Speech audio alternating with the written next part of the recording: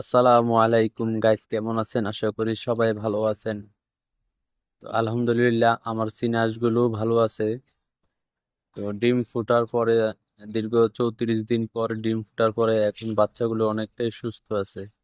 তো আজকে 2-3 দিন ধরে অনেক বৃষ্টি পড়তেছে, বৃষ্টি হইতেছে, তার কারণে বাচ্চাগুলো আমি ফুটার পরে নামাইতে পারি নাই। 224 ঘন্টার উপরে পার হয়ে গেছে, ওদেরকে এখনো পর্যন্ত খানা দেই নাই।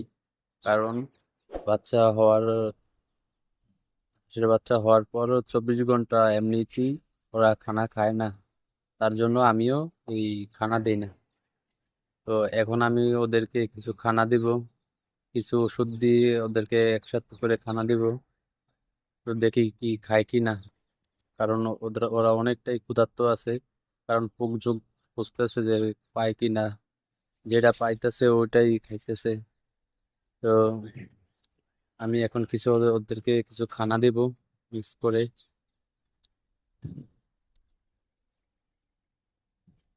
এই যে দেখেন, আমি কিছু হালকা একটু কুসুম পানি নিছি, আর এই ব্রয়লার ফিড, যেটা জিরো ফিডটা, ওই ফিডটা নিছি।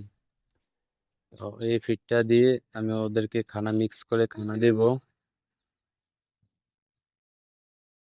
এই হালকায় অল্প অল্প পানি আর অল্প একটু ফিড দিয়ে পানিটা একটু মিক্স করে দিব।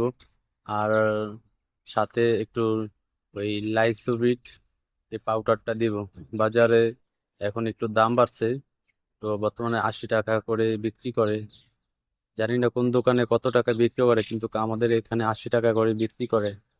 তো আমি 1 গ্রামের 1 গ্রামকে 10 ভাগ করলে 1 ভাগ দিবেন। 1 গ্রামকে 10 ভাগ করে এক ভাগ দিবেন। আর না হলে বেশি দিলে এই বাচ্চার গুড়ানি হয়ে যাবে, আবার একটা সমস্যা দেয়া যায়, আবার গুড়ানির কারণে মারাও যেতে পারে। তো ভালো করে সুন্দর করে মিক্স করে আমি বাচ্চাটিকে খানা দিয়ে দেব।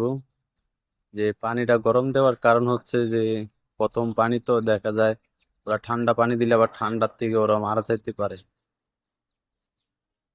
উম, যে আমি বাচ্চাগুলারে দিলাম, এখন দেখি খায় কিনা। তো কিছুক্ষণ অপেক্ষা করি, দেখি। ওরা চারিদিকে ঘোরাঘুরি করতেছে, এখনো হয়তো বা খানাটা খেয়াল করে নাই।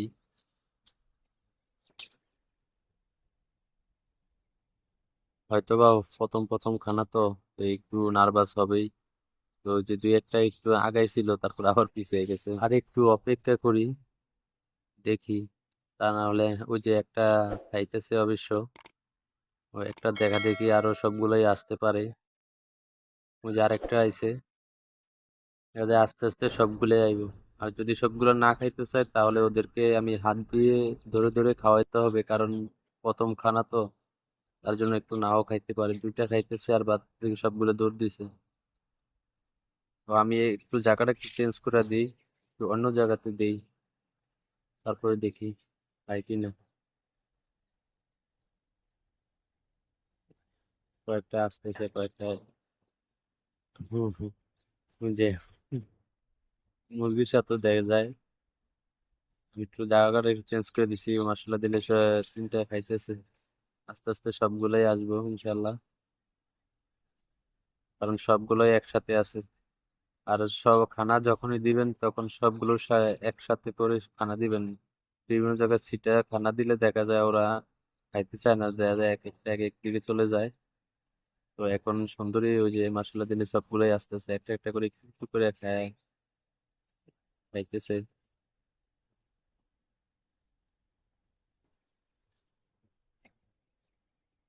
আর এখন টানা 3 দিন সকালে এবং বিকেলে আহ, হালকা কিছু খাদ্যর সাথে একটু লাইসোবিট দিয়ে দিবেন। দেখা যায় লাইসোবিট দিলে অনেকটাই উপকার হয়। লাইসোবিটটা দেখা যায় বাচ্চা হওয়ার পরে না দিলে দেখা যায় বিভিন্ন ধরনের রোগে আক্রান্ত হতে পারে। যাতে ঝিমানি, ঠান্ডা, দেখা যায় অনেক অনেক ধরনের সমস্যা হতে পারে।